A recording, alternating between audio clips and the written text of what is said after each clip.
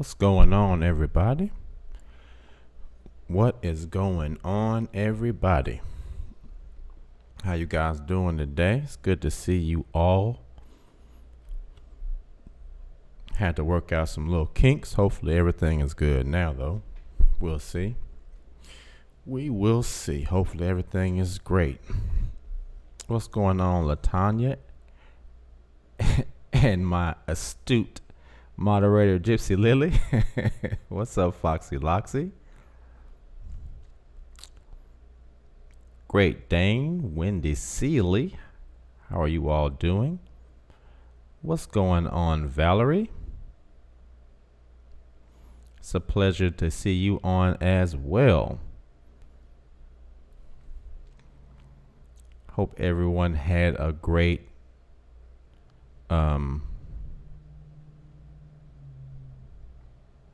what was it, Labor Day? Yeah, Labor Day.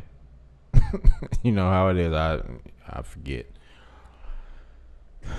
So yeah, man. Let everybody come on in the room. Let everybody get in here. So I'm trying to get back on schedule, but things are always coming up. So yeah, hopefully I can get everything back on schedule here really soon. If you guys wouldn't mind, please like, share, and subscribe if you haven't already. I think tonight is going to be the last night that I broadcast from the K Fitz channel. Going forward, I think I'm going to, I'm going to start broadcasting from the XJW My Life channel. So anytime I'm on that channel, it will always be about, XJW content. And then I can have this channel be for some, for everything else. Great Dan, you so funny, man. Come on. Oh man, sometimes you just gotta let your hair down. So I just got tired of pulling it back or whatever, but whatever, man. Thank you. I guess it was the right. All right, watch out, man. Watch out, Great Dane. So tonight, hold on. Let me do something really quick.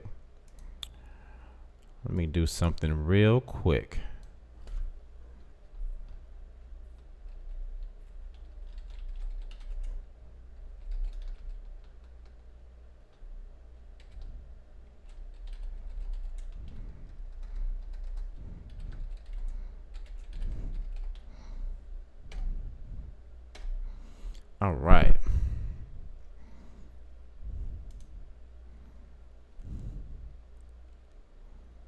All right. Y'all need to stop. Y'all know how I get when y'all give compliments.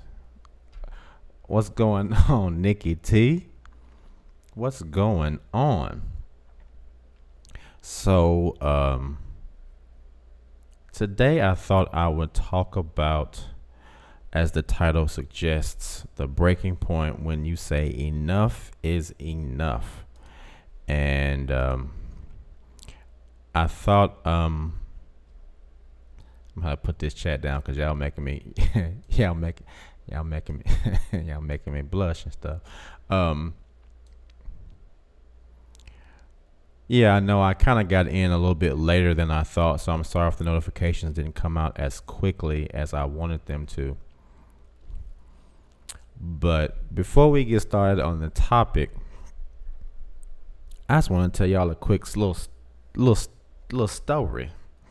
Some weird things have been happening lately as I've been on YouTube. I've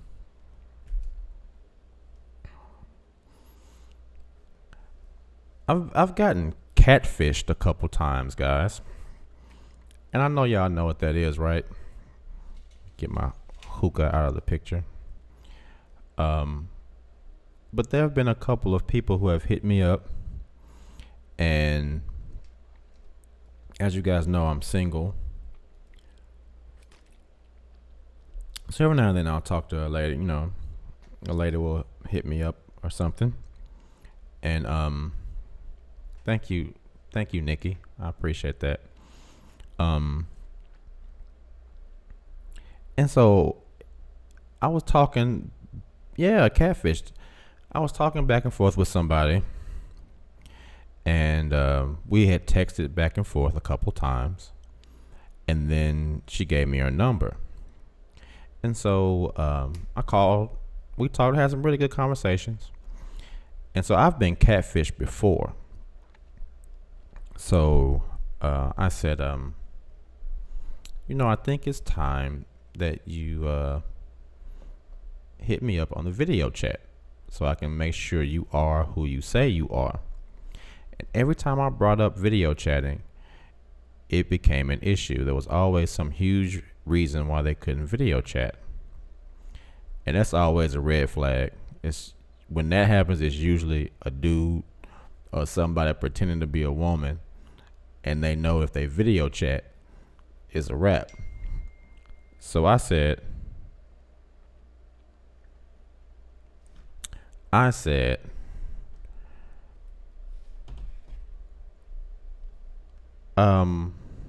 if you can't video chat with me, that's gonna be a problem. And this has happened 3 times in the last couple of months. So I'm saying that to say this. If there's anybody that wants to talk, I do not mind talking to a lovely person.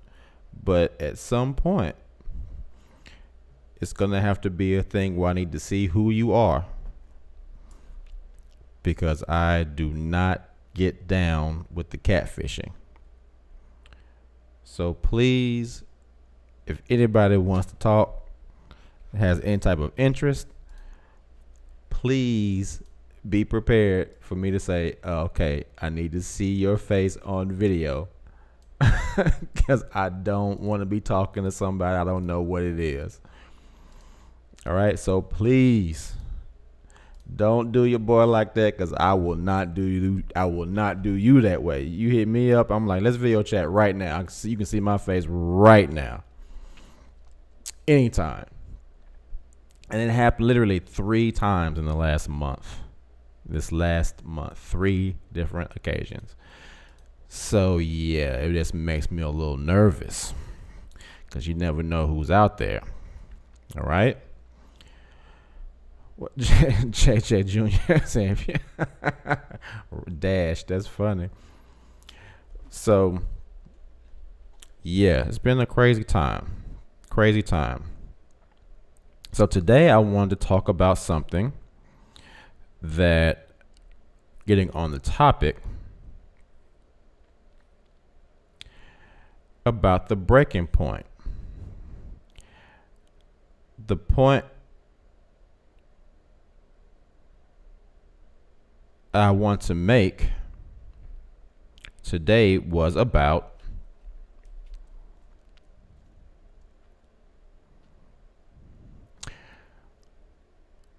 the breaking point and when enough is enough. Now, I know you guys have heard me talk about my relationship with my parents several times. And I thought what I would do, which was show the interaction between me and my father and how it deteriorated and how it went from what I thought was going to be really, really good to something really, really hurtful in a quick, not too quick, but you'll see the progression. So what I'm going to do is I'm actually going to show the screen on my phone so that you guys can see what I'm talking about.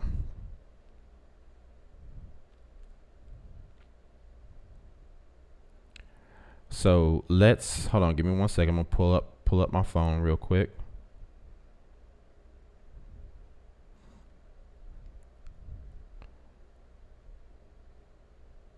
gonna pull up this phone real quick so you guys can see it on the screen.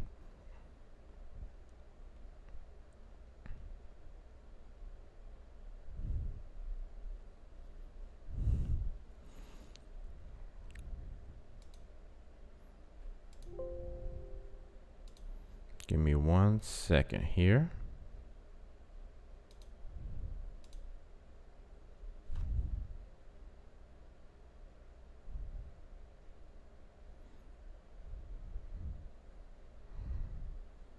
All right.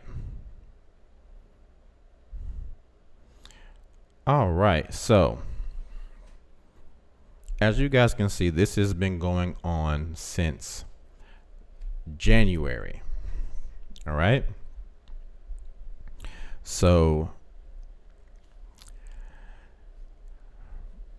let me show you guys one more thing as a reference.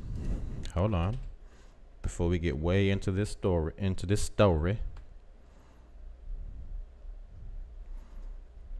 Before we get way into this story.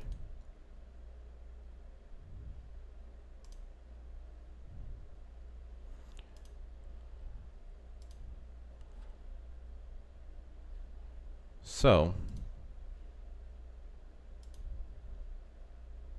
if you guys remember, I showed you all a picture of my folks, what everyone looked like, and I'll show you guys an image real quick.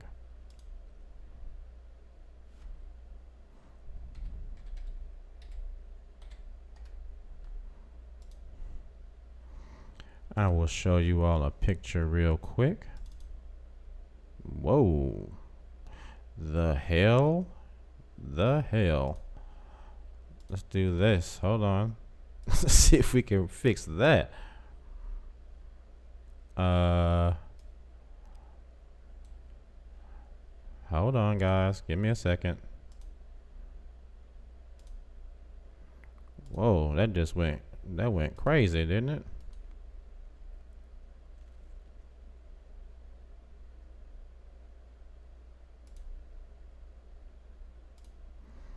Well,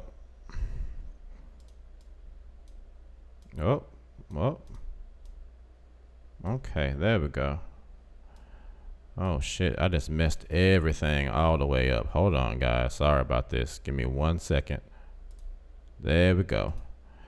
Okay. Okay. Oh.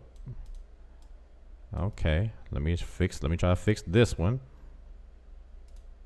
All right. I think I almost have it here.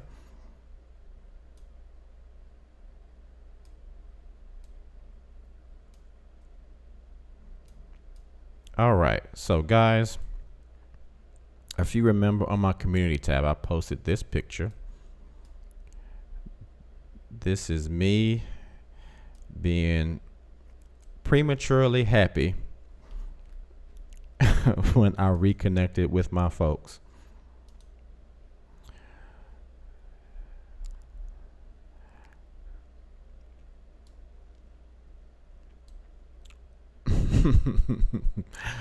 All right, so this is me with my parents.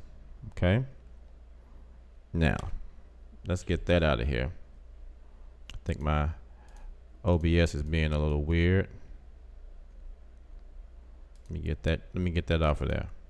All right, I think I have a little lag going on here too. Hold on, let's see what's going on. Can you guys hear and see me okay? Or am I lagging? All right. I feel like I'm lagging. It looks like I'm lagging on my screen. Guys, am I lagging? Is everything still okay? Let me know.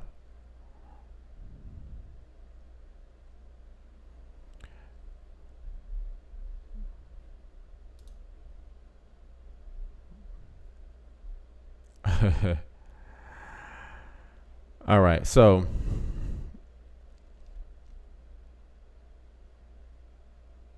Yeah, I see I'm lagging. Give me 1 second, guys. Let's see if I can do something about that. Sorry. Um oh, you know what? Something probably changed.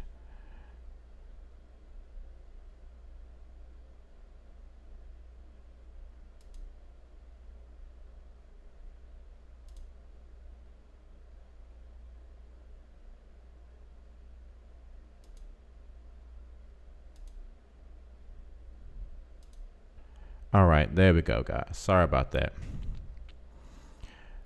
All right, what's up, MKT? Sorry about that, guys. So, as you guys can see, this is starting around Thursday, January 7th. Okay? So, this was right after I reconnected with my parents. Okay? So, as you can see, we're going to go through this whole thing, and I'm going to show you how everything deteriorated, how it went from really, really good, and then it went to really, really bad. We'll be able to see the evolution of this thing. And I'll have a little bit of commentary here and there between. So as you can see, it says, this was the first text. Keith was me giving them my number again, right? So the first text from him says, "Good morning, Hoss." Now, Hoss is what he used to call me growing up. It's my little nickname.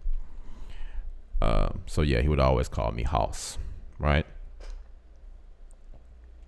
So he said, "Good morning, Hoss. We had so much fun that I think we forgot to say we love you. Get out there and have a great one. Love you." Things are going great. I reply, "I love you too, Dad. Get some good rest and take care of yourself today. Oh, and tell Mom love her too. Both of you guys get some rest."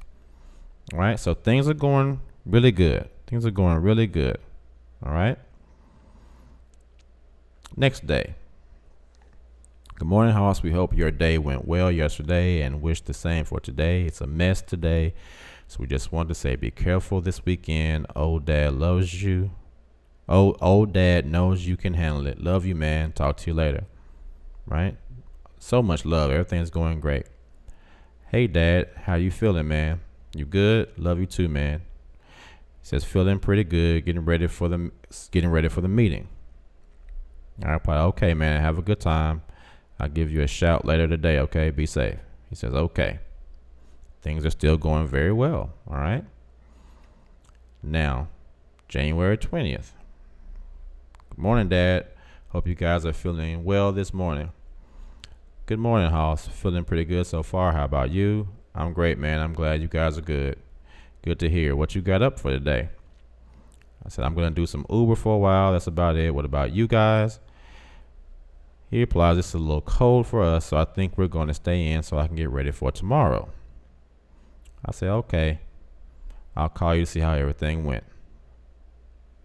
Now,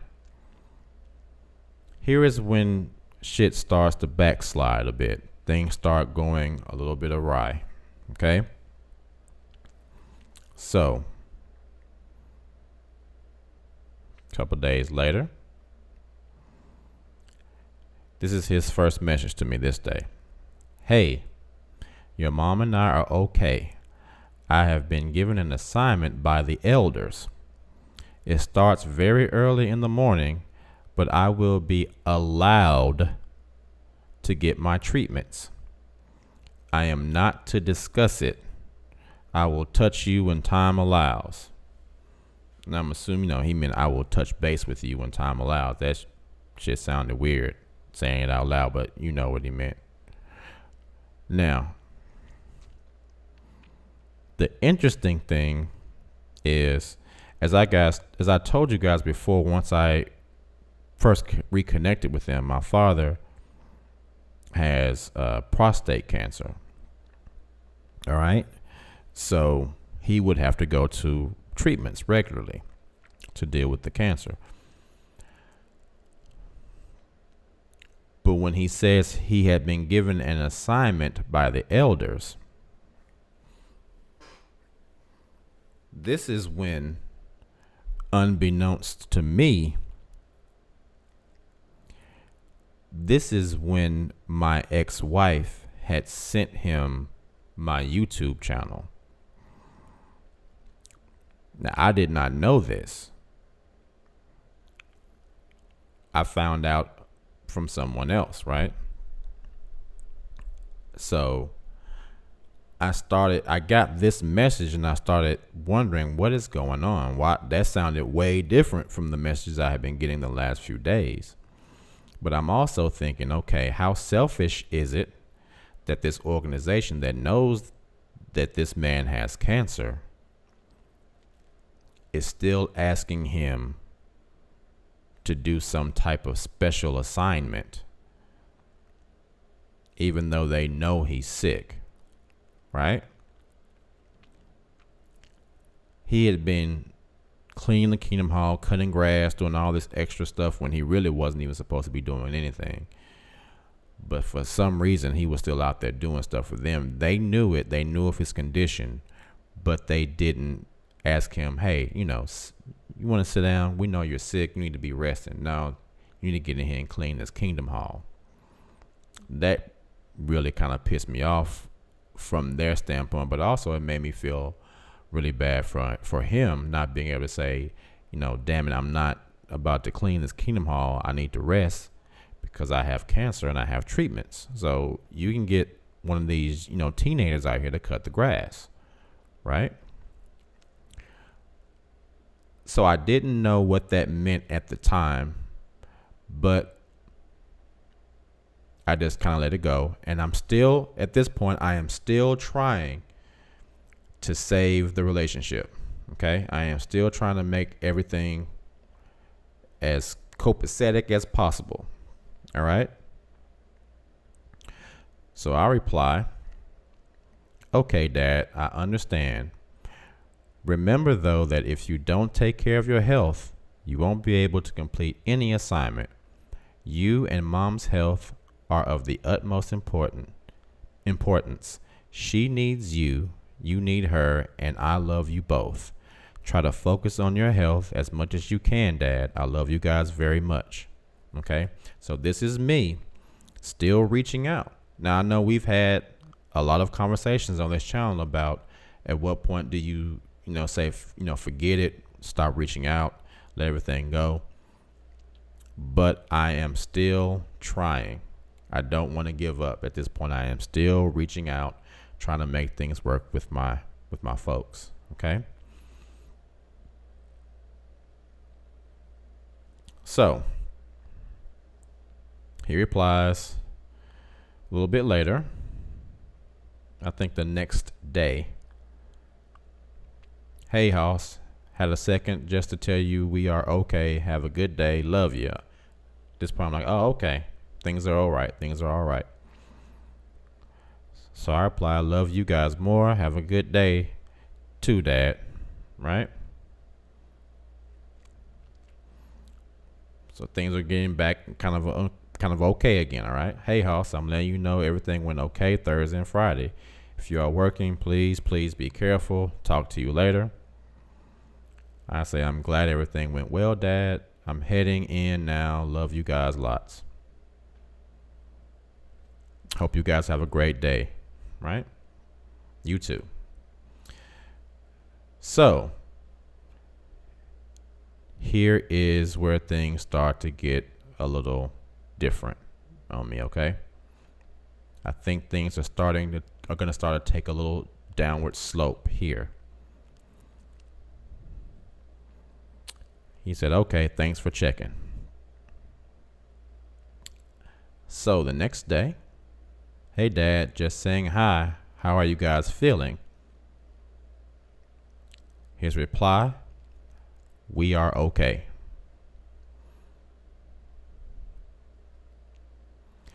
And I'm looking at that message. I'm thinking, what? We are okay. Okay. Now, where did that come from? And me, I'm very analytical. I'm very, very analytical. So anytime I get a message, I'm like, what does this mean? Sometimes I may overthink things, but in this instance, I don't think I did. I think I knew what was going on. And I said, okay, something's not right here. Okay, we are okay.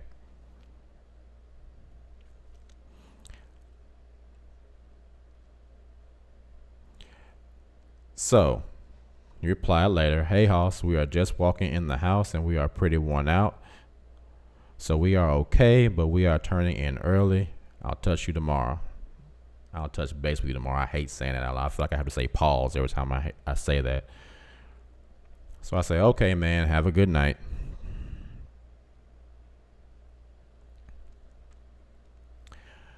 So, hold on. Now, I think everything is good on my end, Gypsy. You might want to refresh your page. Refresh your page, Gypsy. I don't think anybody else. If anybody else is having a problem with the screen being frozen, let me know. But I think that may just be you, Gypsy.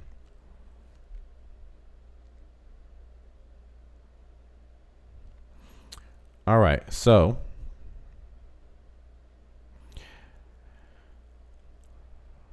next day, hey, Hoss, just got in from a very long day. I'll touch base with you tomorrow afternoon. Love you. Love you too, Dad. So things are kind of going mellow. So he reaches out again. Hey, Hoss, sorry to get back so late, but I told you that I would holler today. Me and your mother are doing fine, and my treatment went well. 3 more weeks to go. Be safe. Love you. I reply, love you too, Dad. Let me know if you need me to help you in any way. Love you, man. Now, here is where things really start to go south. Okay?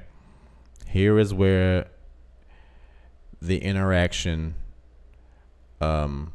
between my ex and my parents really, I think, really started to solidify.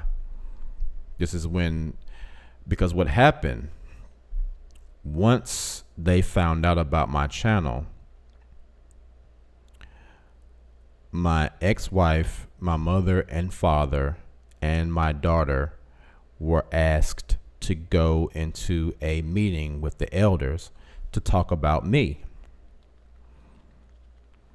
So the elders told my ex-wife to cut all contact with me, which we only had contact in regards to my daughter anyway. So, you know, it wasn't like we were seeing each other regularly. Before my daughter turned 18, I would see her and my daughter every Sunday. I would go by there and me and my daughter would play Xbox and her mom would play too, and we would all have a dinner, and that would be that. Because I always wanted, you know, Alexis to feel like even though we weren't together anymore, we were still, like, she still had a family. You know what I mean? So that would be the only time I would really see them, you know. And even though we weren't together anymore, I didn't have any problem with her, even though looking back in hindsight, there were some things that were done that I should have had more of a problem with. But for the sake of, you know, my daughter and her being able to feel good, I didn't want to harp on those things.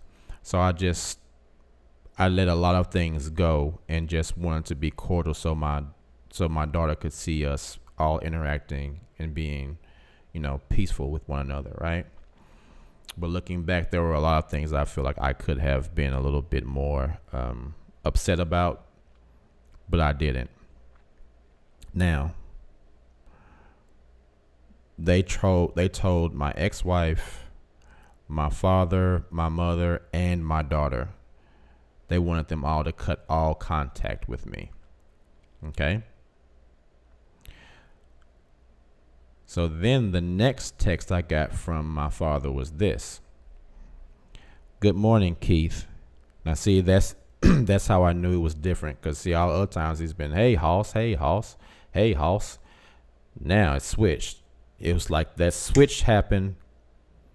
Start cutting off all emotion. You gotta change. You can't be cool now. All right. Good morning, Keith. I have a question. When you were going to the meeting, had you been baptized? This is very important for me. Now, I got that message, like it says 7:59 a.m. I think I may have talked about this before, but in the context of what I'm talking about, I feel like I need to revisit it.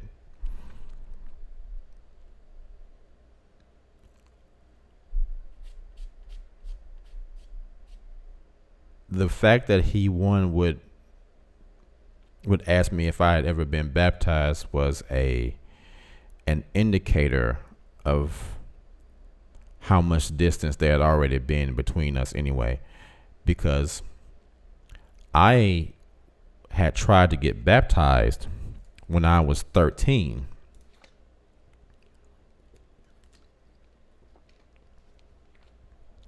Now, when I was 13, I started to talk about getting baptized. I went to the elders and told them I wanted to get baptized. They had considered going over the questions with me, and then it just stopped. And I didn't know why, right? So my mother told me later the questions were stopped because your father didn't feel like you were old enough to make that decision yet. Now, being real, that was a fucking great decision on my father's part. It's a great decision on my father's part. Now I'm gonna say some shit about my father that he did that pisses me off, but I am not somebody that can't call a spade a spade. For him to say Keith is 13 years old, he's not ready to make a decision like that, I think that was tops. That was real father shit. He said no. I don't want him getting, because see, my father wasn't baptized. My father was not a Jehovah's Witness. My father was a weed smoking. he was a real dude, man. And I always looked up to him. My father wasn't perfect, but no one is, But I looked up to my father. And so when I found out that the reason that I couldn't get baptized was because of him, back then I felt a little weird about it. Looking back now as an adult and knowing what I know, brilliant, bravo, props to you for being a father and saying, no, my son is 13, he's a child, he's not ready to make a decision like that. And see, it also goes to show the difference in clarity of thinking from people who are outside the organization versus how they become once they go inside the organization. Because we're talking, and we're gonna see two different people. But for someone outside of the organization to be able to look into it and say, he's not ready. He is not ready. And I don't want him doing that, I think was a great thing. And I am very happy that that happened. Okay? What's up, Junk Food Vegan? What's up, Exclusive?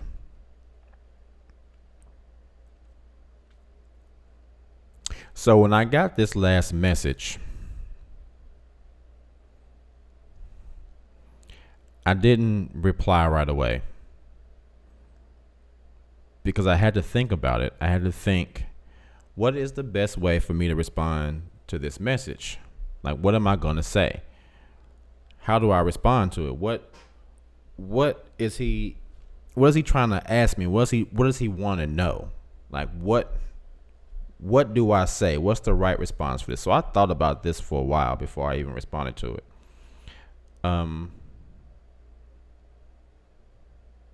Yeah, I waited for about an hour. I waited about an hour before I responded to him. So I responded. I said, "Hey, Dad, no, I was never baptized. I know you all know about my YouTube channel. Alexis and I talked about it. The reason I wasn't baptized was that before I would get baptized, I wanted to really research the organization I would be dedicating my life to.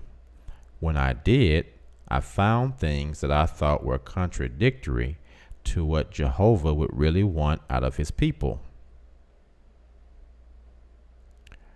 I respect that is your faith, which is why I didn't bring it up when I saw you guys. I think even if we disagree, we can still be family.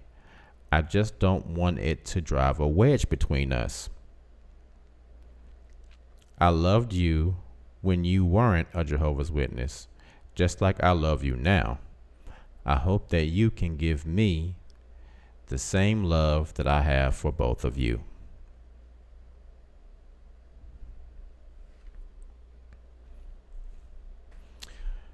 So that was my response to that. What's going on today forever? What's going on, HCD? And no, he didn't. He didn't know. He didn't know. Okay, so that was my response to that.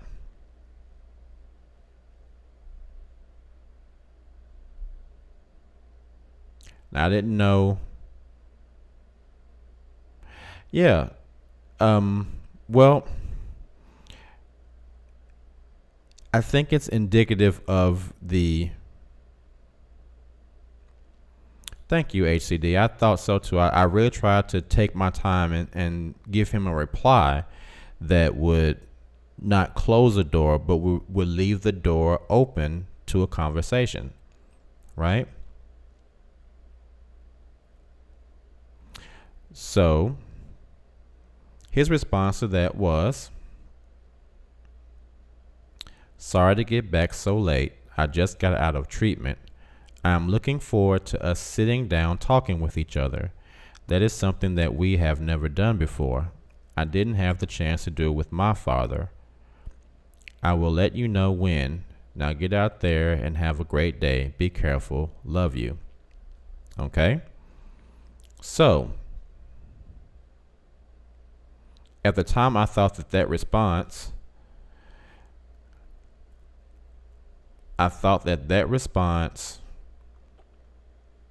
was because of the response I gave him. I thought I was loving, as HCD said, tactful and loving enough that I didn't push him away, that I was still keeping him close, and that I was letting him know that I respect what you believe. And even though I don't believe the same way, I still want us to be loving and have a family. And even though I personally don't call on the name of Jehovah, I know that is what he refers to him as. And so I wanted to use that name as a way to say I'm not against God. I am against the organization. But I couldn't even say that yet. I had to say it in a roundabout way to make sure that it would resonate enough with him to not push him all the way away. You understand? So I thought at that moment I was doing well. I thought I was winning. All right. So let's just take a pause there for a second. Let's just take a little break. I think we're about halfway through this thing. Okay. Let's look at the chat for a second. So HCD says, "So Keith, your father didn't know whether you had baptized yet?" Wow. Yes, he didn't know.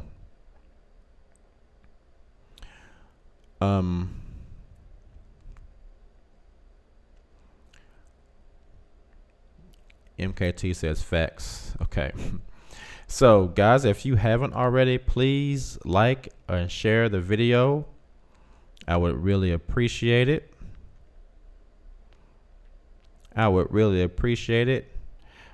Now, again, my next shows will be coming exclusively from the XJW My Life channel instead of the K Fits My Life channel.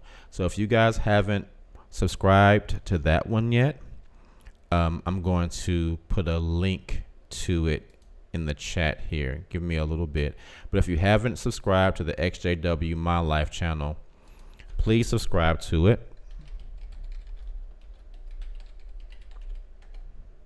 Give me 1 second and I'll put a link to it in the chat.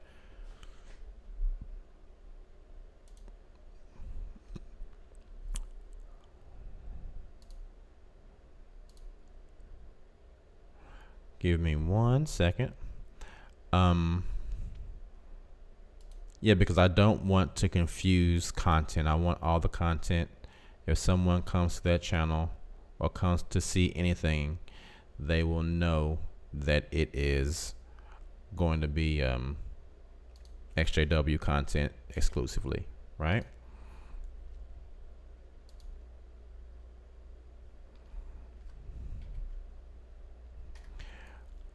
Let me make sure that works. Oh, I don't want to do that. Okay, it does work. Okay.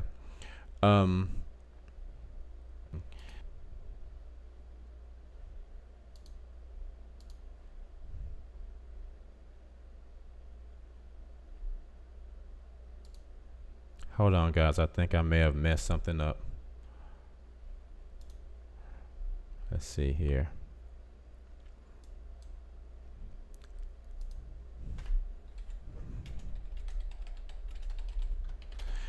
Can y'all still hear me? Are we still good? I think I may have. Let me make sure I didn't do something crazy. Hold on. Give me 1 second, guys. I'm sorry. All right. There we go. Let's see here. Okay.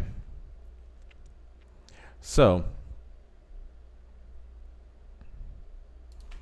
yes, please go to that channel if you haven't subscribed to it already. Please subscribe to that one.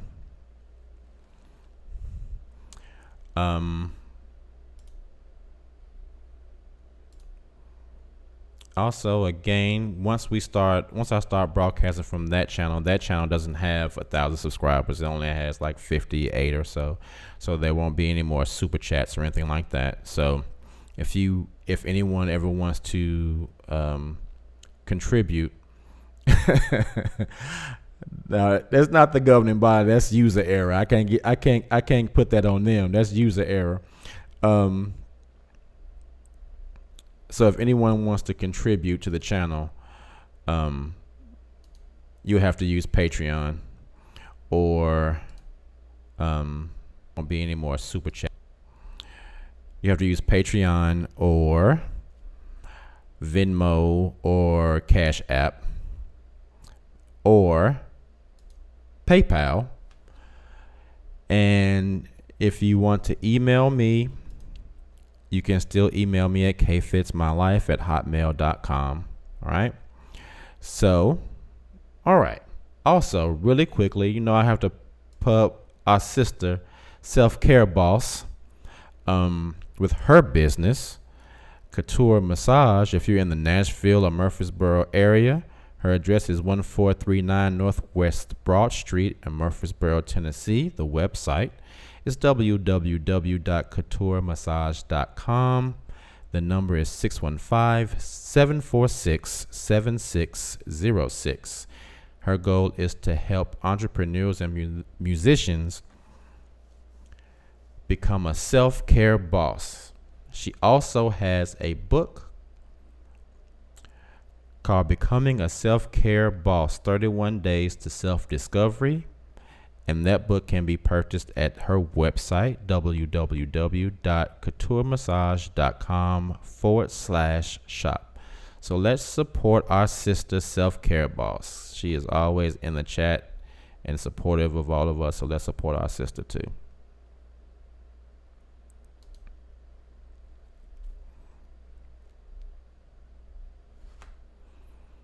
Hey, thank you.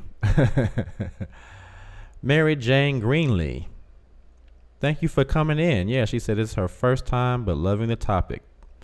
Thank you so much. Thank you so much. All right. So,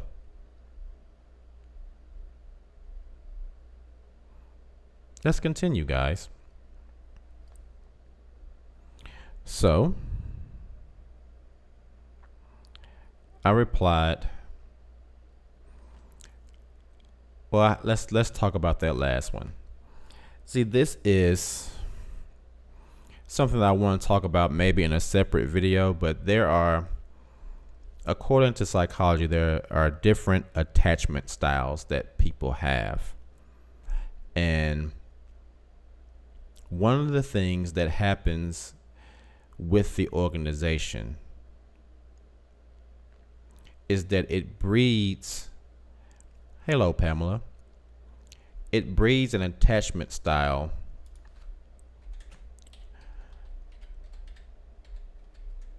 hold on, I want to make sure that I say this correctly. Hold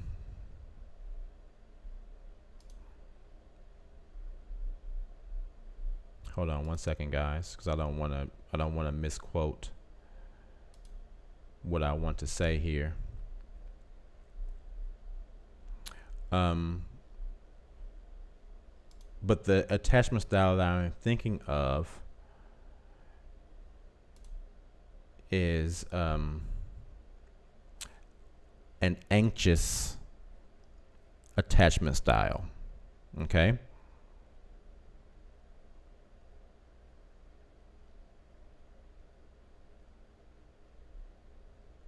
Or anxious and avoidant. And see, for me, losing so much in the last year really caused anxiety in me that I hadn't had before. And when I think about it, it goes back to how being in the organization, once you start thinking differently, you automatically start to become anxious about losing things. You don't want to lose your relationship with your family. You don't want to lose your relationship with your friends. And for me, it manifested in a way because I had lost so much. And even when I broke up with my last relationship, when we broke up, looking back on it, you know, I know why we broke up. And when I did what I did, I was totally within my grounds to do what I did. But that anxiety attachment style caused me to become so anxious about losing her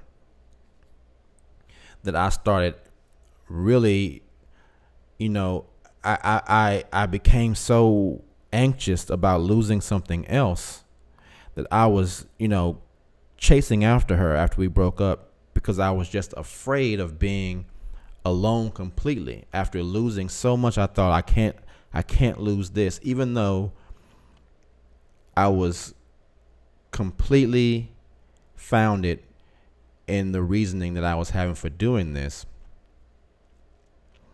Even talking to my therapist, you know, he told me, what else could you have done? You need to stop blaming yourself for the situation because you couldn't have done anything else.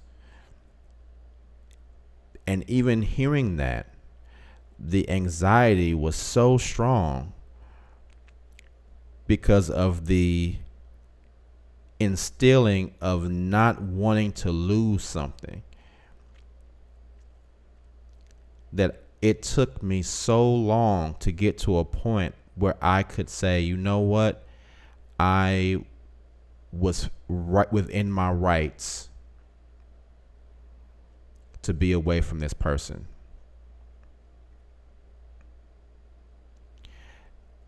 But being in the organization causes things like this. It causes us, I won't say all of us, but I would say it would cause a lot of us to have a very anxious and anxiety driven attachment style, even in relationships. And it can cause us to have problems in relationships because we know what it feels like to lose something that's very, very special to us. So to have a fear of losing it can be overwhelming, and it was for me. I was overwhelmed during that breakup. And it was weird because we had broken up before. And when that happened, I said, I don't care. Bye. All right, we broke up. Fine. And I just left it at that. And I was so okay with it. I said, whatever. All right, we broke it up. Fine. We're broken up. That's exactly what I said. We're broken up. Fine. And so, I didn't reach out to her anymore. She reached out to me. It's like, all right, let's get back together. Let's work it out. But reconnecting or getting to a point where I was like, feeling like I needed to reconnect with them and not wanting to lose so much stuff, it caused this anxiety thing to really become so much stronger than it had ever been before. So when he says something like, I'm looking forward to us sitting down talking to each other, that is something we have never done before. I didn't have the chance to do it with my father. But see, before my grandfather passed away, my father and my grandfather had a chance to sit down and talk. And they became, they patched some things up, right? Now, my grandfather wasn't a Jehovah's Witness either, right? But he was able to patch up his relationship with him. So continuing on, I said, love you too, Dad, always. It's my dad. Okay, so now,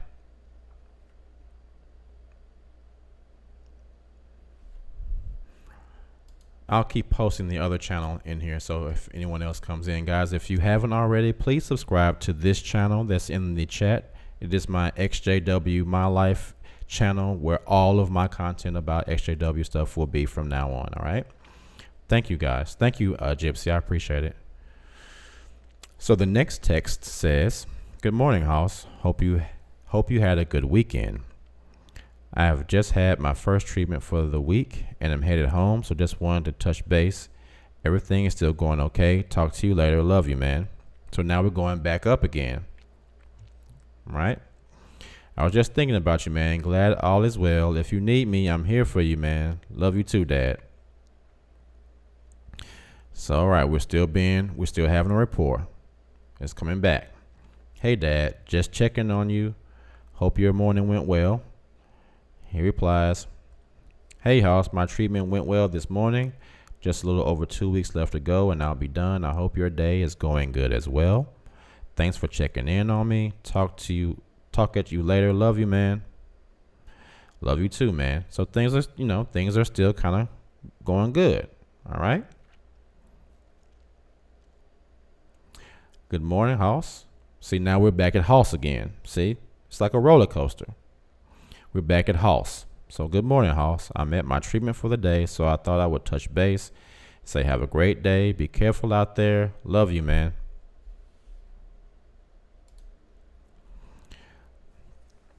Cool. So I say, love you too, man. It's going good. He says, going great. 10 more days. I said, I'm here if you need me, Dad. He said, okie dokie. All right. So things are going pretty good, right? Things are going good. So he says, good morning, House. Just touching base and to see how you are doing. Fine, I hope. I said, hey, Dad, I'm doing well. How are you feeling, man? Feel pretty good so far. I hope the rest of your day goes great. Love you, man. Love you too, Dad. Now here I'm trying to introduce us to actually have this sit down conversation that he wants to talk about, right? So I finally said, okay, maybe it's time now to talk about us getting together. Okay. Now we've only met once, the night that we all reunited, and it went really well. That was the last time I had seen them. Okay. We still hadn't seen each other since that night.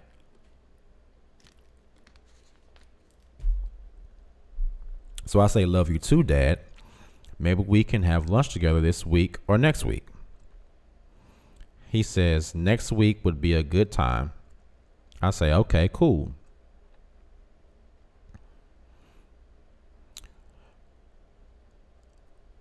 So, next week came. He says, good morning, Hoss. Wishing you a great day.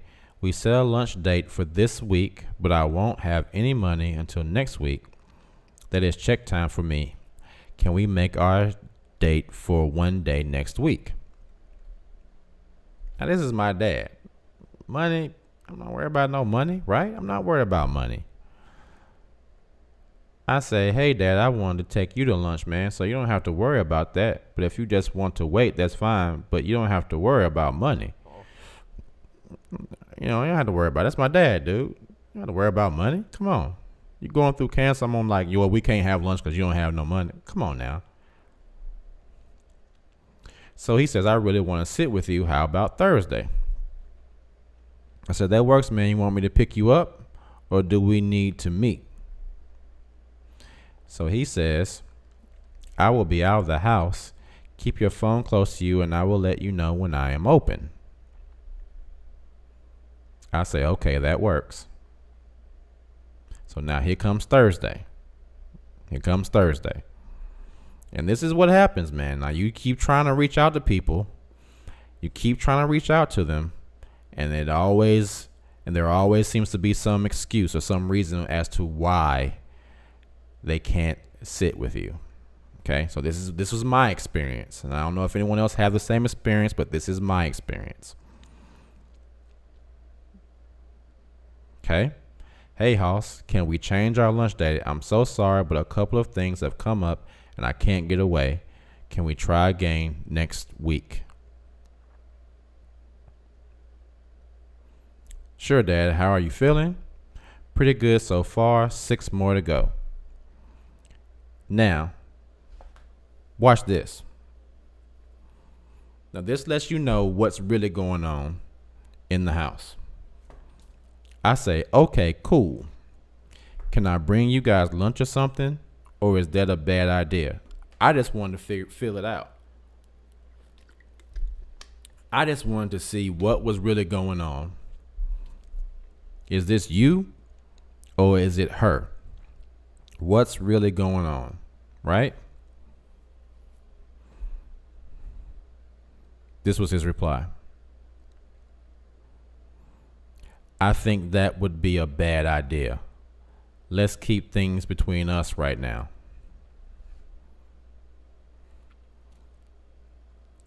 What? Feel like a red-headed stepchild over here. What's going on? What? So now I can't even come to my own parents' house. Now I was just there a few days ago. Just there a few days ago. Now I can't even bring both you guys dinner. I can't come by the house and bring you dinner. Okay? All right. So I didn't say anything to that. I didn't want to entertain it anymore at that point. Okay? So the next one says, "Good morning, Hoss. Even though the past week was a mess, this week looks a lot better. But hopefully your weekend was great. We can try for another lunch date this week, and I really hope we can do it. Again, I'll let you know when I'm free. Love you, man." I say, "Good morning, Dad. I am great. Hope you're feeling okay. I'm free whenever. Love you too, Dad." Red Boy, thank you so much for that, brother. I really appreciate you, man. Thank you, Red Boy.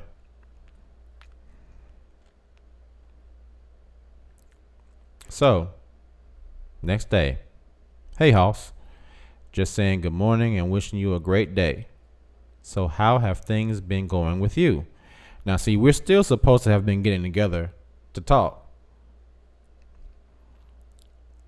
but it still hasn't happened yet. It still hasn't happened yet. I say, I'm great, Dad. How are you doing and feeling? I miss you, man. Now, see, at this point, I'm trying to, for his sake, for the sake of his health and helping him come along and feel better,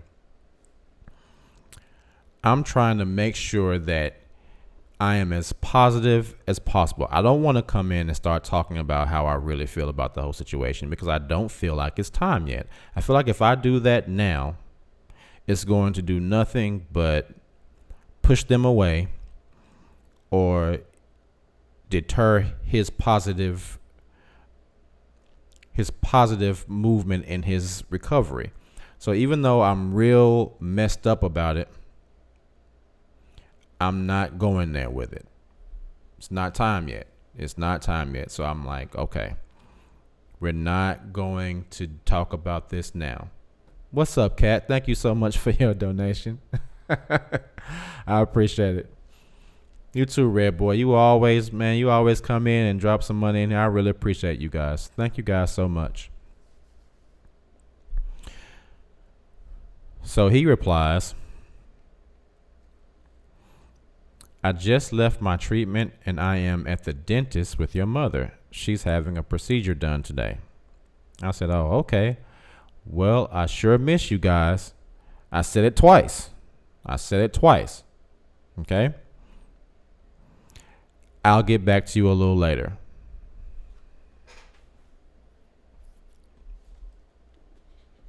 Wow.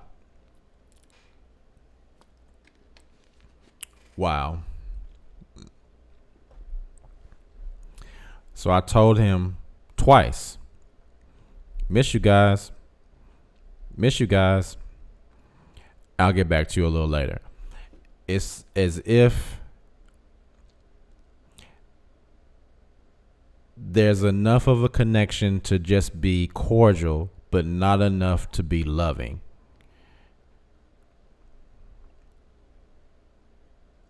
It's almost as if for him to say, I miss you too, would be admitting that he's saying or doing something against the programming. Can't go that far. I'll get back to you a little later. I said, okay.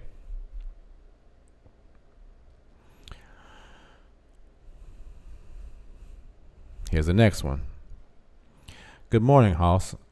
I hope you had a good day yesterday and you have a better one today. I do miss talking to you, and it seems like the longer it takes to meet each other, the more I want to. I think things will be a little different with us when we finally do. I'm on my way to my last treatment today. Great, huh? I'll get back to you later. Love you, man. Love you too. Congrats, Dad. All right. Very true comment, HCD, as usual. So, my dad says, count on it. We will definitely be meeting. He says it's in all caps, so I guess he wanted me to think he really meant this. It's all caps. All caps. All caps. Count on it. We will definitely be meeting this week. Everything I do is going to be put aside. No text. I'm going to call you. Okay, he said he's going to call me. He's going to put everything aside. He's going to call me. We're going to have lunch. Like, he's making this huge presentation about two motherfuckers sitting down having lunch. It shouldn't be this much of a, performance. It's a lot of build up. By this time, I've heard it, so many times at this point, I'm pretty much just thinking whatever. Okay, Dad. Looking forward to it.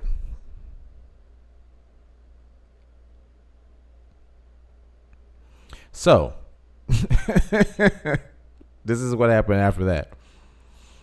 Good morning, Hoss. I said that I wouldn't text, but I had to because I have been sick all week. I couldn't even get to the meeting this week. So I have to apologize to you because we didn't get to meet. So I'll try again when I am over this mess. Love you, man. Talk to you later. Okay. Thank you, Gypsy. You have to do that. Thank you, Gypsy. So I replied, I hope you feel better, Dad. I'm here if you need me. I hope you and Mom are okay. All right? Because I don't ever want her to feel like I'm being lopsided. I want her to know I love her too. You know? So, now we're in March. Now, this started in January. This started January 17th. Now we're in March. Still haven't seen them again. I've just been talking or texting back and forth for 2 months now. Going on 3 months now. Okay? Hey, Hoss, haven't touched base with you in a couple of days, so I thought I would give you a shout to see how things are going with you.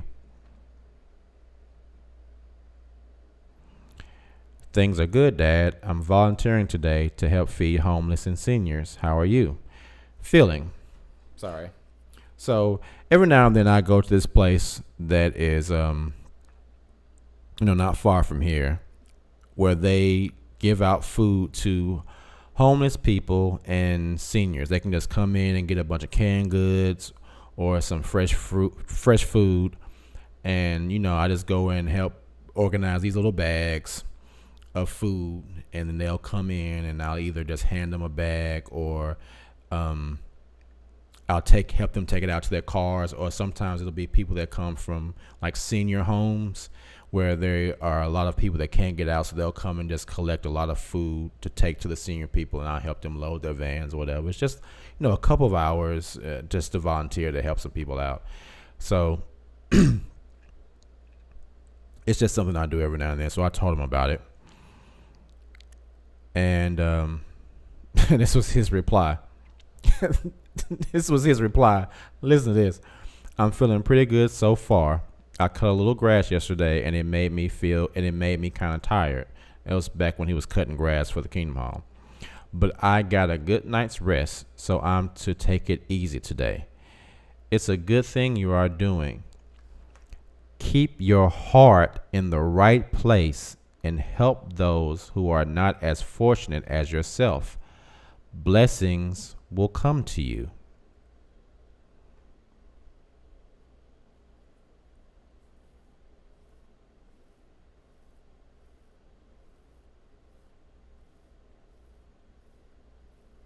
Now, when we met that first time, we sat and had a conversation, and I was telling them about how I survived those 2.5 years when I was living in my car.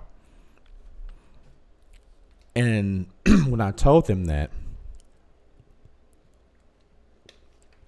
there was this blank look on their face. They didn't say anything. Just kind of like, literally, it was like a blank face. And here I am trying to have lunch with this dude, and he's intentionally giving me the runaround. But he's telling me that if I keep my heart in the right place and help people, blessings will come to you.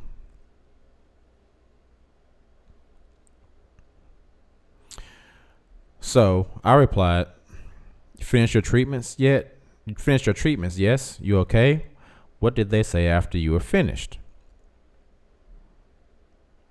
"They were done 9 or 10 days ago. Now I'm healing from radiation. It's going to take a while." I said, "Okay, well, I'm here if you need anything, Dad." So we're still going back and forth. We're still chatting it up. "Good morning, Hoss. Haven't touched base in a few days, so I'm just checking to see how things are going with you."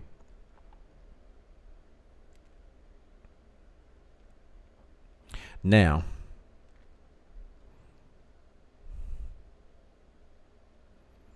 Here is when, as I said earlier, I didn't want to. No, Great Dane. I do not. So this was the first time I felt, okay, it's been literally 3 months and I've been playing this game. And I'm tired of playing the game. It's time to start. It's time to really say something. Now I'm really going to say something now. Now I'm about to say something. I'm going to say something. So I'm tired of playing this game, acting like everything is okay. I'm about to say something. All right, now you're gonna hear. I'm gonna say something to you, and you're gonna have to listen. So I didn't say it until he asked me how things were going. So I said, you know what? You want to know how things are going? I'm gonna tell you how things are going. This is what I said. I need to look at my phone because it may be a little blurry on your guys' screen, but it is on mine as well. So I said, Dad, I'm going to be honest with you. I love you both, but this situation really bothers me. I know Angie showed you my channel, but there's a lot about Angie that you don't know. Now, Angie is my ex-wife. There was a reason she showed you that now. It hurts that she has been able to manipulate the situation for so long without anyone asking me about it, instead of just taking her at her word. I was so happy to have you both in my life, only to have her interrupt it, and now again her relationship with my parents is better than mine. I'd like you to talk to me so I could clarify the things that you don't know that would shed a new light. I tried to use Jehovah's Witness phrasing. That would shed a new light on the situation for you and Mom. I love and miss you both. Okay? Because at this point, I'm tired. I'm tired of the back and forth. I'm tired of it. This is ridiculous. Okay? It's ridiculous. I'm tired of it. So his reply was, sorry to get back so late. We were doing our shopping for the month. We do need to talk. There is something I definitely want you to know. I can't talk right now, but I will be in touch. Now, how many times have we heard that, guys? I mean, hell, I feel like he's been jerking y'all around too. Shit. It's been an hour and a half, and we've been listening to how many times we gonna be gotten back in touch with. Hell, aren't y'all sick of him? Aren't y'all sick of him telling us that he gonna get back in touch with us later? What we gonna do, guys? We're going to go knock on their door.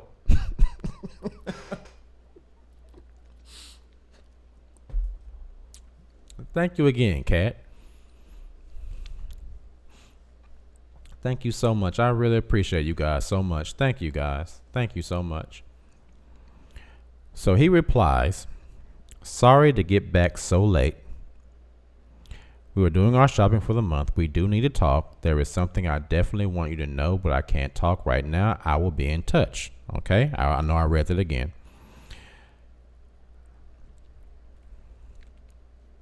So,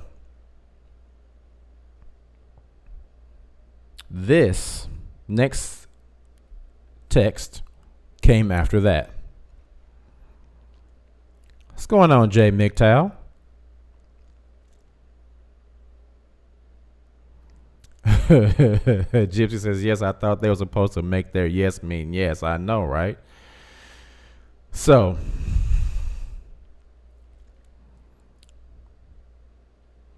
between the reply that I just read and my next reply, my aunt had a conversation with my father. This is a little bit of story time before I get to my last message. My aunt had a conversation with my father and asked him, why aren't you speaking to Keith? And my father came up with all these excuses that made absolutely no sense. He said, It was because a while back, I had sent a letter to him and my mother and told them, since they were ignoring me so much and they wouldn't speak to me, this is when I first stopped speaking to them all those years ago, that I didn't want to be a member of the family anymore. Since they had chosen my ex-wife over me and were speaking to her and not speaking to me, I said, you have made your decision. I've extended the olive branch to you guys several times, and you haven't responded.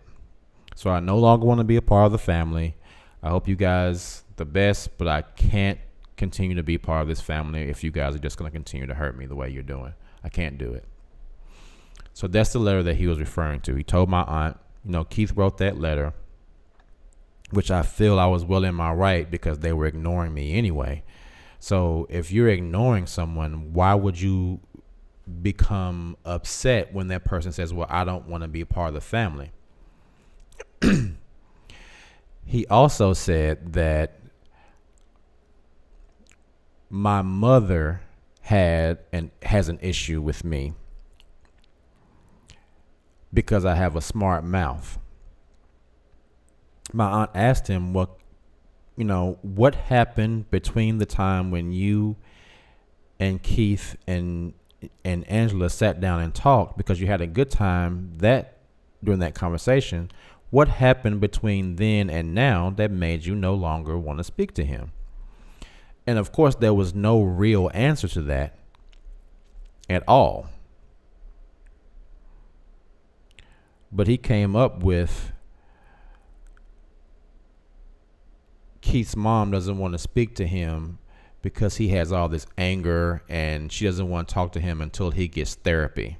Now, the reason I know that is a lie is the day that we all reconnected, I sat down with them and I told them that the reason I reached out to them was because I had been seeing a therapist, and he told me that it might be a good idea for me to reach out to my parents. At that time, my mother said, yeah, your father had been talking to a therapist too. Now, of the three of us, the only one who has not seen a therapist, to my knowledge, is my mother. Which, if she had seen a therapist, she would have said, yes, me and your father have seen a therapist. But she said, yeah, your father has seen one too. So for her to say, well, she's not going to speak to me unless I see a therapist, had to have been an all-out lie, because I had already told her I was seeing a therapist. And if anybody needs to see a therapist, it's her ass, because she's the one that has all the issues as well. So when he said that, when he told a flat-out lie,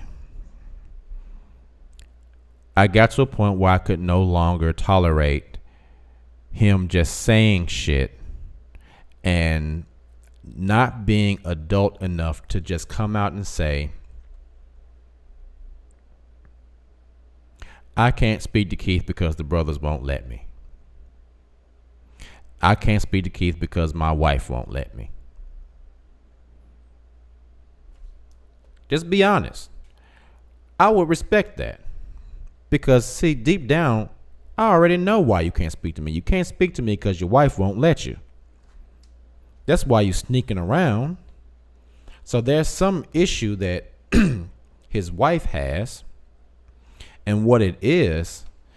And I'm just gonna say this. I'm not trying to start. This is gonna sound like I'm being petty, but I'm not. But maybe I kinda am. A few weeks ago, I was talking during one of my live streams about how I think the governing body is narcissistic and they are training people to be narcissistic. Now, I know my mother is a narcissist, which is why I started talking about this theory. That day during the stream, XJW Critical Thinker was in my chat. I was like, oh, hey. And I kept talking about the narcissist thing. And then they had a video about narcissism. And then there's another dude that has a video about narcissism. And I was like, oh, well, I guess I didn't get my video about narcissism done in time. because I wanted to do one, but I guess I didn't do it quickly enough. So everybody else is already doing one. So I probably won't do one on it now because there's enough videos about that. But I hadn't seen one about that specific topic until I said that in that stream. But to get back on track, I really hate calling them my parents. I hate calling them my mother and father. They are both they're narcissistic, but my mother is a true narcissist. And the reason that she is treating him the way she is because she wants to make sure that she has control over him. And if he associates with me, she knows that I might say something to him that might cause him to think just a little bit. And if he wakes all the way up, she's not going to have the control over him that she wants. He even told, even that same conversation, he says, before I do anything, I have to talk to the brothers. So I don't know what I'm going to do about this situation. I have to talk to my brothers first. I would talk to the brothers first. So he has absolutely no control over his life. No control at all over his own decisions. So at this point, I know why he's being that way. So my reply to that was, hey, Dad. Hold on, it's not scrolling on the screen. Let me make sure this is all good. Hold on, guys. Make sure we're all gravy. All right, there we go. So, my reply was,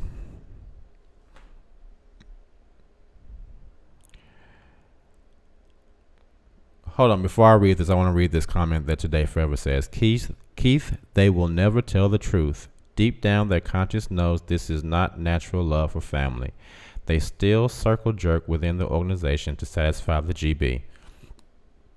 That's very true, and I want to touch on that in just a second. So I say, Dad, I'm going to be honest with you. No, that's not what I said. Here we go. Hey, Dad. I talked to Aunt Renee. She told me that you told her that the reason you don't see me is because Mom and I don't get along. Dad, that isn't true. The last time I talked to Mom was when we all sat and talked for hours, and we talked for days after, and it was all love. The reason you don't talk to me is because of what Angie did, not me. She drove a wedge between us intentionally because I don't want to be with her. I cannot allow you to place the blame on me for something that Angie caused. I don't appreciate the fact that instead of placing the responsibility on Angie for her actions, that you chose to place it on me when I came to you both in love to mend our relationship. Please hold Angie accountable for her behavior. I love you both so much, but I can't allow you to place blame on me for her behavior. Please don't do that again. I love you and Mom very much, as I've said to you repeatedly, and I'm here for you both.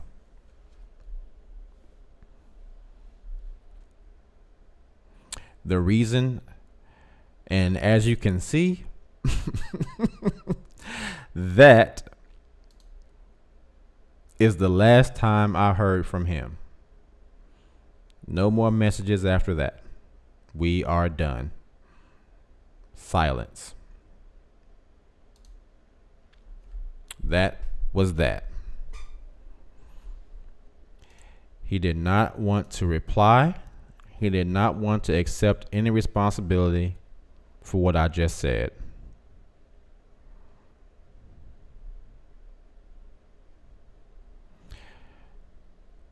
So at that point, I thought, okay, that's that. That is that. I haven't heard from him since. Now that was, let's look at the date. That was March 24th. Okay? That was the last time that I heard from him. March 24th.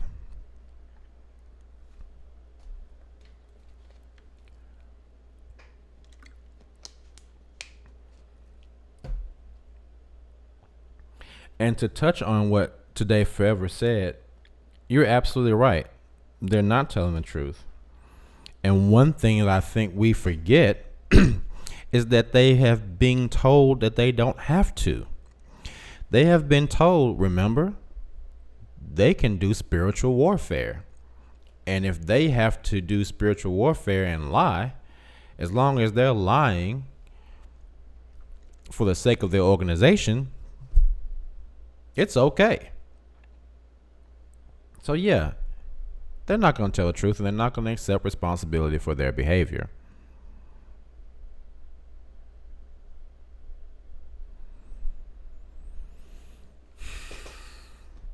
So, surprisingly,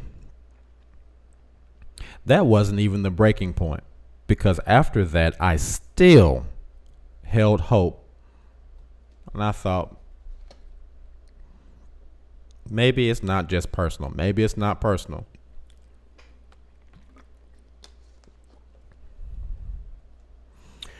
So here's a little story time to end this little part.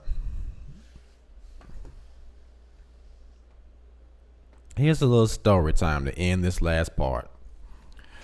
To wrap this whole thing up with a pretty little bow. Here's a little story time. One day, I had been out driving, and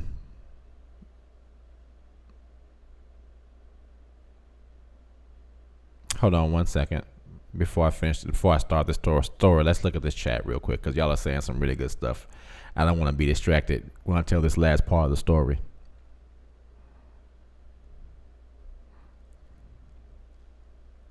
HCD says they started creating the fallacious, mentally diseased narrative deep down. Absolutely.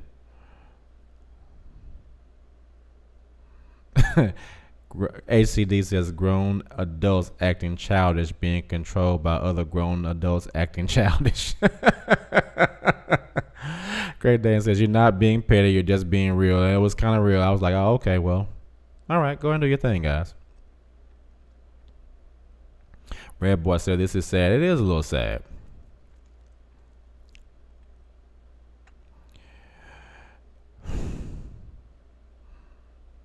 Lady Brown says, hi there. Independent thought has been deemed dangerous, and they are not ready to face the real truth. The governing body has lied to them, and it is frightening to have your foundation demolished. Exactly. XJW Survivor says, I'm curious to know what my parents tell my other family members when asked why they don't talk to me. Maybe I should ask. You may want to ask, but I think deep down you already know all the things that they're going to say, because they all say the same things. I don't think they're going to sway too far away from the narrative that we've all heard before. Great Dane says, I remember the video you did when you asked if we should forgive. You and most others were saying, of course, yes. I was the one saying forgive when they are worthy of forgiveness. So Great Dane, just go ahead and just go ahead and find the I on your keyboard, and then find the T, the O, the L, the D, space bar, YOU, space bar, SO.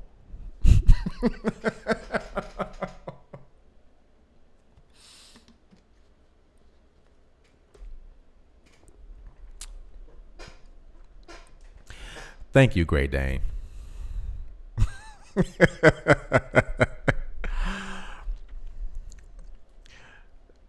So, to wrap this story up It's already 9 o'clock. We've been talking for an hour and a half. I had been out driving. It'd been a very long day, too. It had been a very long day.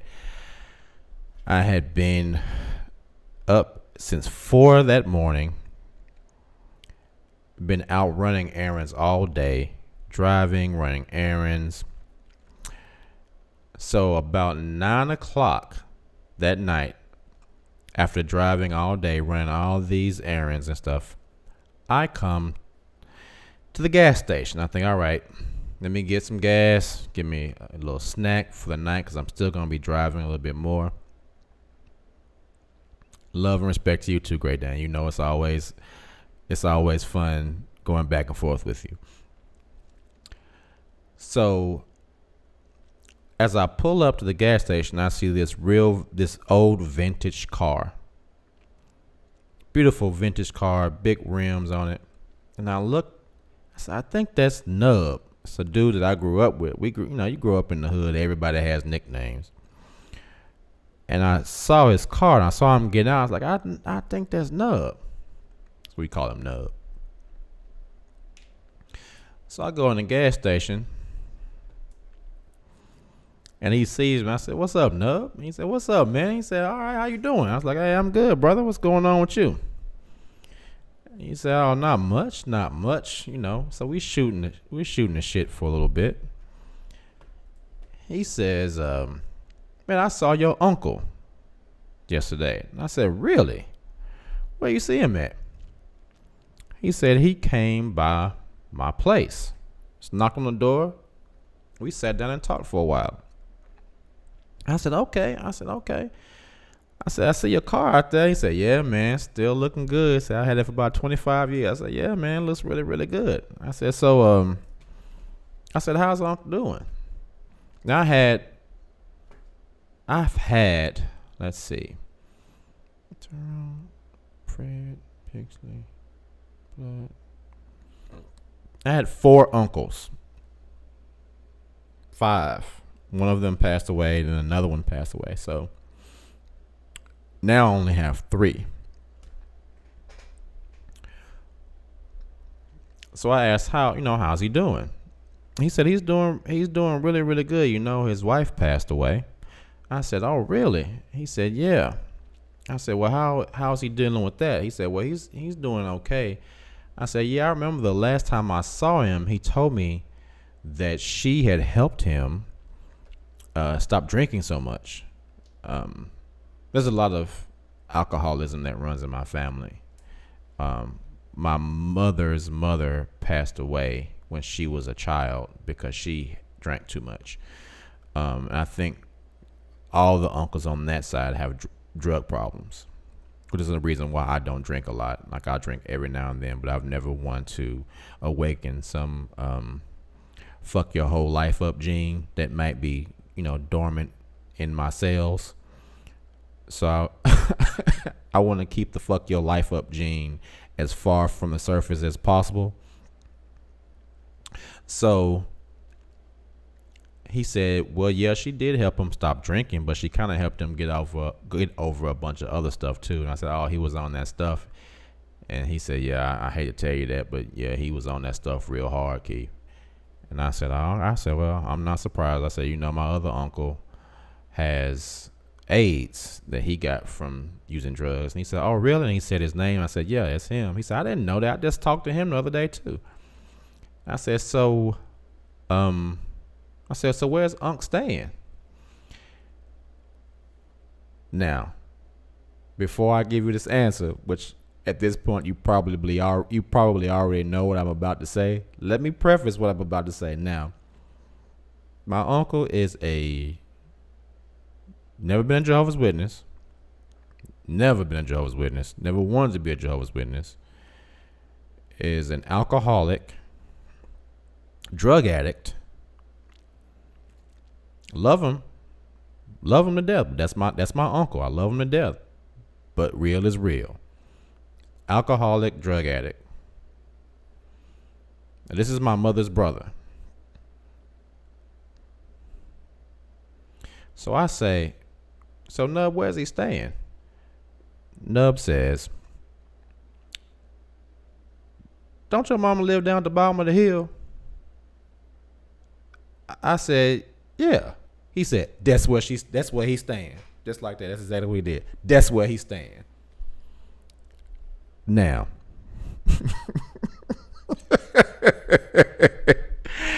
it is about 9 o'clock at night.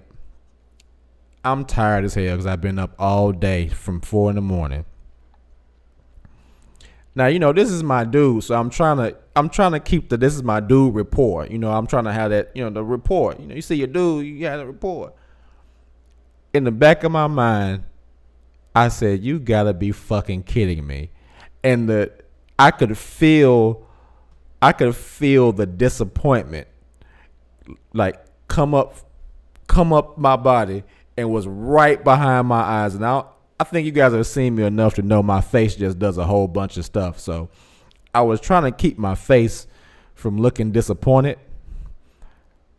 But I literally thought, you gotta be shitting me. There's no way that they can't even speak to me, but they'll let an alcoholic drug addict live with them.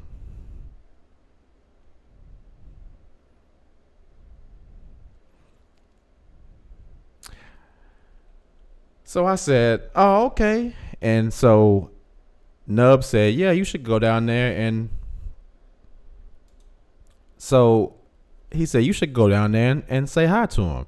Now, I'm not going to go through this whole, conversation with my dude. We in the middle, we sitting out the gas pump, gassing up our cars. I'm not going to have the whole extra Jehovah's Witness conversation with him right then.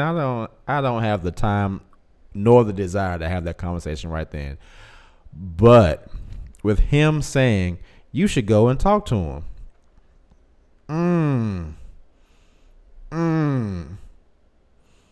It was like that. It's that knife that people have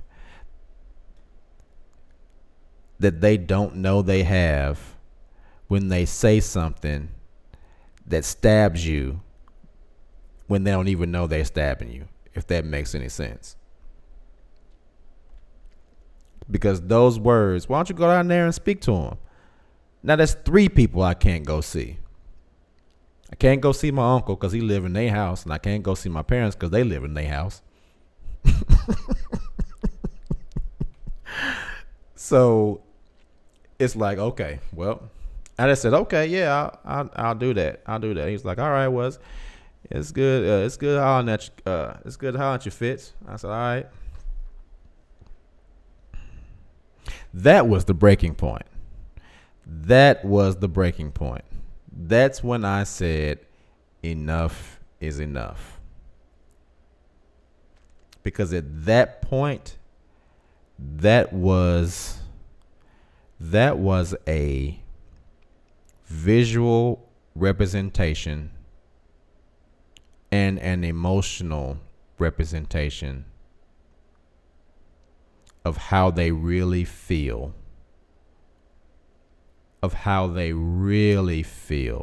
That was them saying by their actions that we don't love you. Even though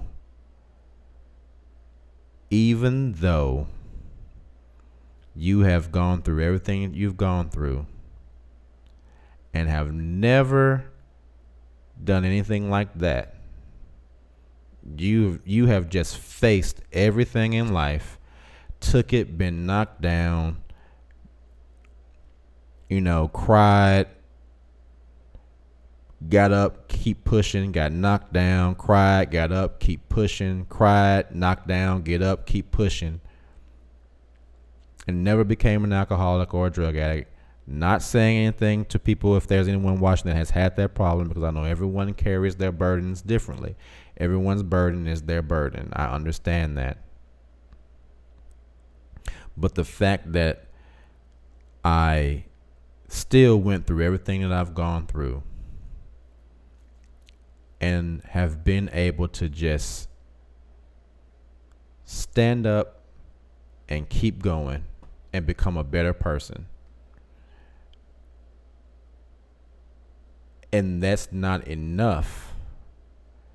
That's not enough to garner enough respect from my own parents to have a conversation with.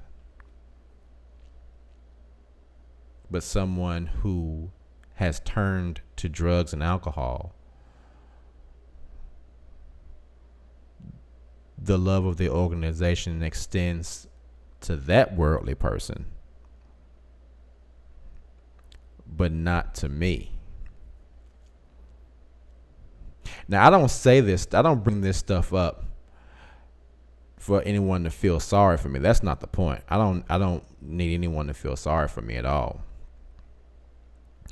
But what I am saying is, at some point, I think, like Great Dane said about the forgiveness factor,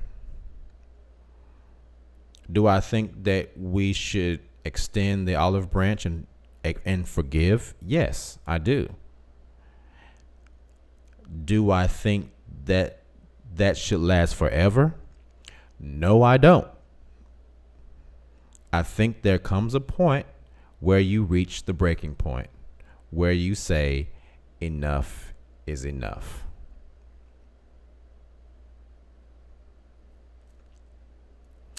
And so,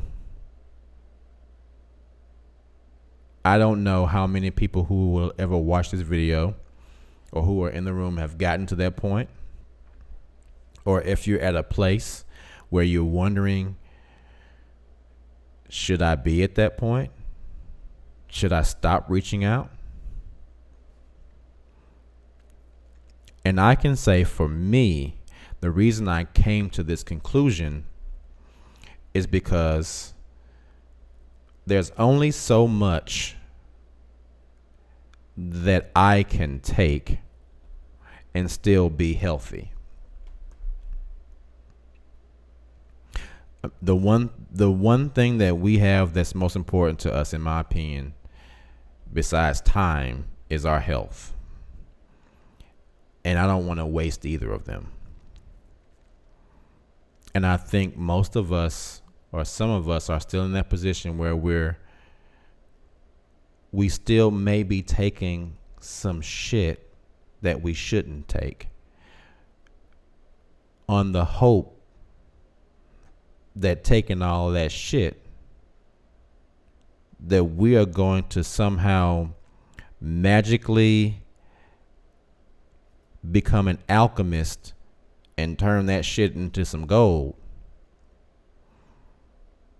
But you can't polish a turd.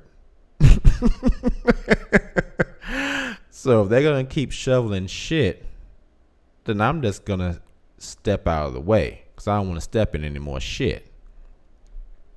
And I feel like I had been stepping in shit for a long time, and I'm done stepping in shit. So that was my breaking point, and I have said enough is enough. And I no longer want to try to reach out to them anymore. I've come to the conclusion that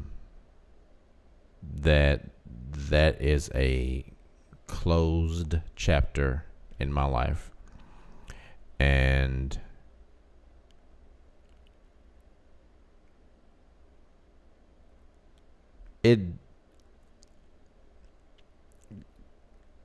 coming to that conclusion doesn't make it feel good. It doesn't make it feel good at all.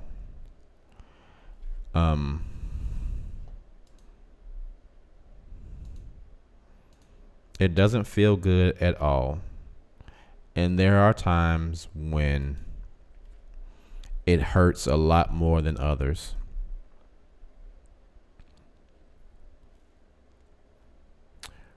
But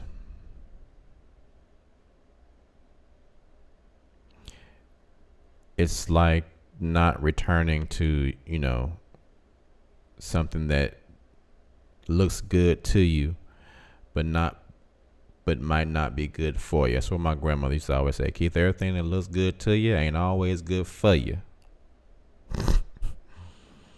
And in the picture of my mind,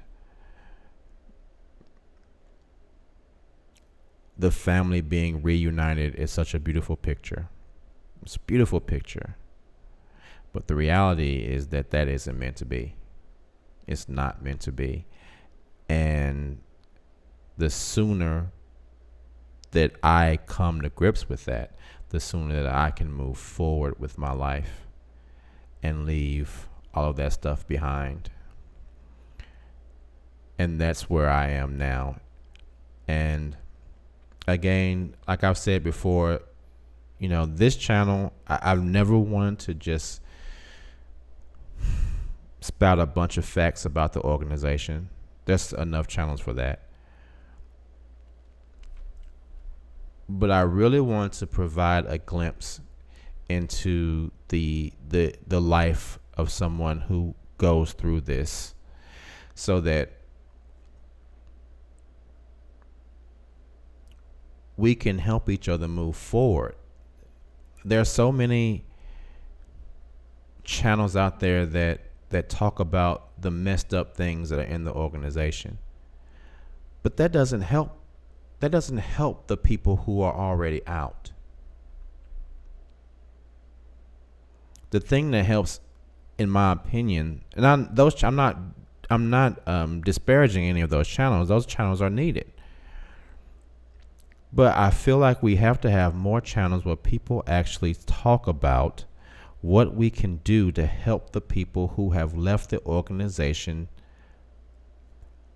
have a more secure emotional foundation, because we are basically rebuilding the houses of our mental stability. And those houses have been built on a foundation that was based on something that is no longer a stable material. Now we have this whole new reality, and in this whole new reality, we need a whole new house built out of whole new stuff. So we can't keep dwelling on the stuff that old house was built on. And so I know a lot of times I'll encourage people to call, and I will want people to call, and it's not just for me or YouTube. I don't get that. My channel is not some channel where I'm making a shit ton of money from. It really is not. But I've heard enough people say things like, I really appreciate what you're doing, and you being there to let people talk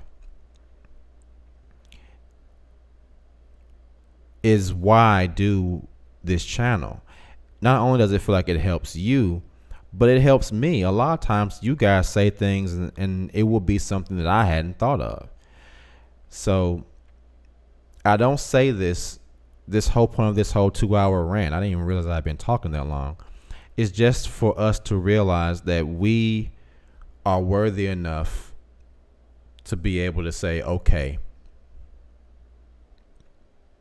I'm worth more than to continue to let you stomp on me.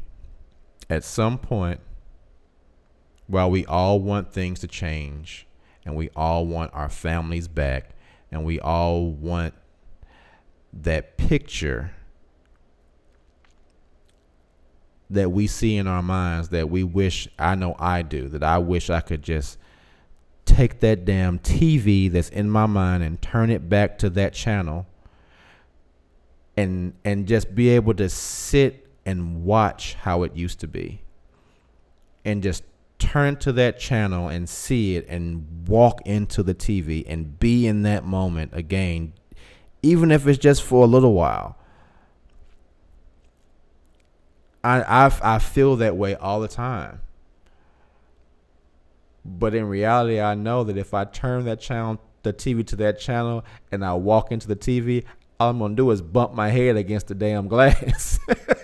I'm not going to be able to go in there. It's just going to hurt. So eventually, I'm going to have to keep the TV off of that channel. I may be able to glance at that station every now and then, but I can't keep going back to that channel. I can't. So I hope this has been a glimpse into some of the things I've talked about before. I've talked about these things before, but I've never really shown exactly what happened. And as you guys know, I am super open on my channel. I don't really hide too much of anything from you guys. If someone asks me something, I'll talk about it. Because there's really no need to. I won't be helped, and I won't be able to help anybody else if I lie or if I'm not open enough. But before we get out of here, MKT, are you still watching?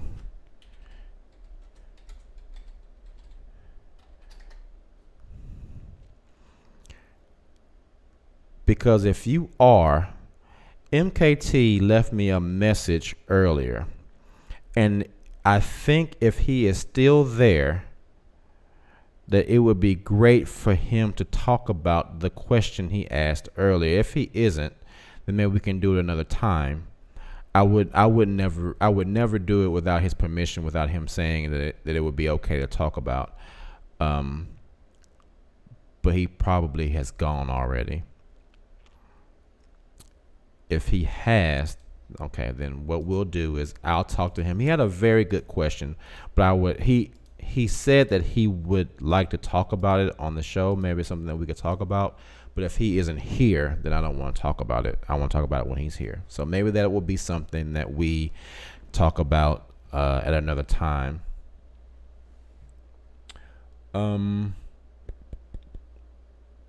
What I would like to talk about tomorrow is something that I had to deal with. And it is, let's see.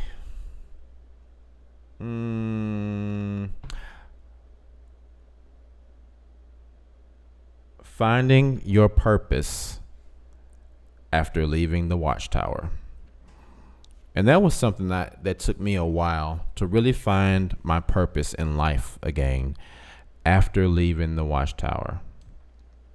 So let's talk about that tomorrow. Maybe that will be something that people can call in, because I have gotten a lot of questions from people asking, how do you know what you're going to do after you leave? How did you figure out what you wanted to do? It's a whole new world. I don't know what's going on out there. How do you find purpose after leaving the organization? So that will be what we discuss tomorrow. And sorry, it's like everybody's messaging me. I never get any messages until I get on the stream. So Today Forever says, thank you, Today Forever. I really appreciate that. I appreciate that. Let's look at this chat one last time before we get out of here.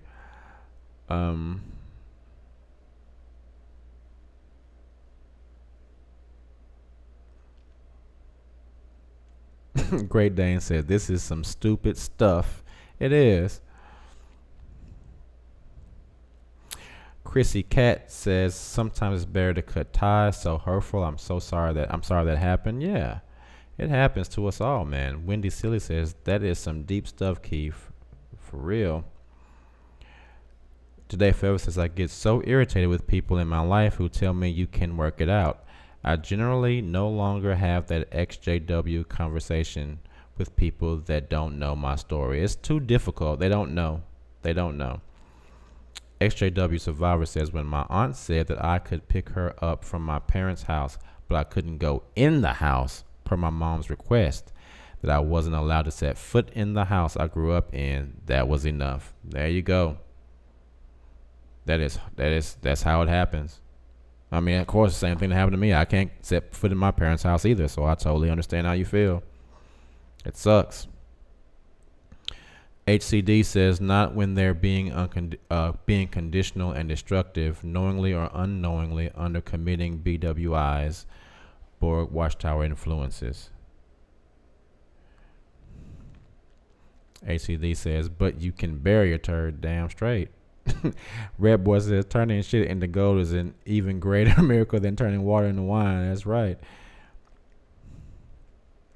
Chrissy says Jesus would not approve of this behavior. ACD says you draw the necessary line after a certain point to avoid being consumed by toxicity and control. Exactly.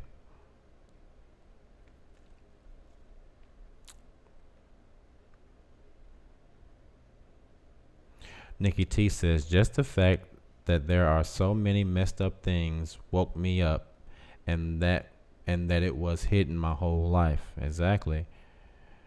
Red Boy says, and help the multitudes that are trying to find a way to get out. Yes. That's true. I feel like we have to do more than just state the messed up facts about the organization. Yeah, there's a place for that. Some people need to see that. But if they're already looking at that, then they probably already know those facts. So we kind of have to get to a point where we can say, yeah, we know people know the messed up stuff that's happening. But how do we get them out? Like, how do we help them feel an emotional connection to other people who have been where they are and are on the other side and are able to say, this is how it feels on the other side. It's tough, but I would rather be on this side of the fence than that side of the fence. All right, great, and I will definitely check my emails. Latanya Smith said, I'm one of the fortunate ones. I had no family in the cult. Very good. TD says, this resonates with me. I have not talked to my mom since last year and my sisters. I'm tired of running up behind them to just call, etc. They have always treated me bad due to jealousy. Well, it gets to a certain point where you do get tired of that. And it's like I've said before, I've just gotten to the point where I no longer want to beg somebody to love me. I did that January, February, March. I was begging 3 different people to love me, and neither of them wanted to love me back. No matter all the things that I did for them or I do for them, they didn't want to return the affection. So at a certain point, you have to wash your hands of it and say enough is enough. And I think people get to a point at some point where they may look back on their lives and say, I know what I did was wrong. It may be too late to mend anything, but I do think that there are times when people look back at things and say, you know what I did was wrong. I shouldn't have done that.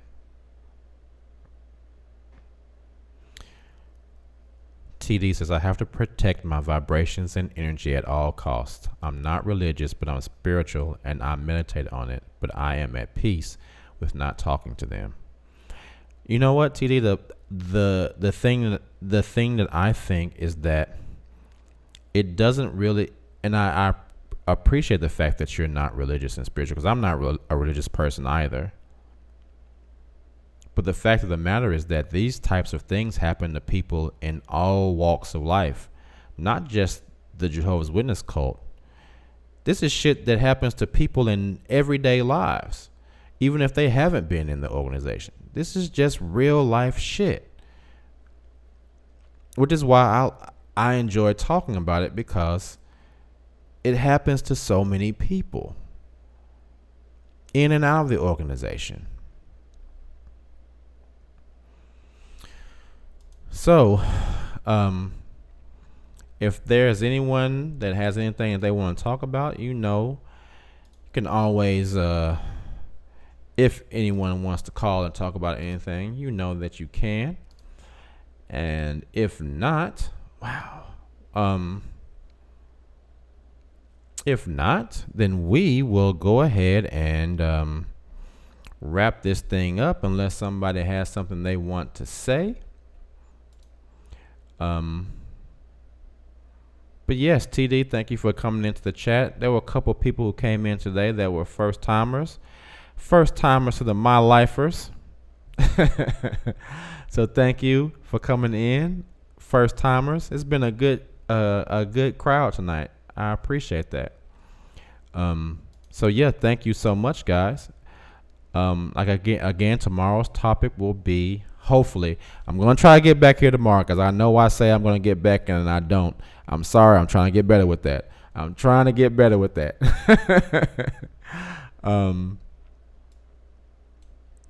But like I said, tomorrow's topic will be finding your purpose after leaving the watchtower.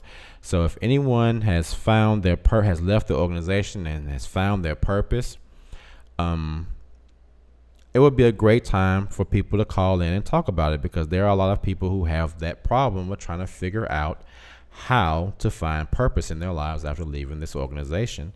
And not just this organization, but even any organization that has had control over their way of thinking for a very long time.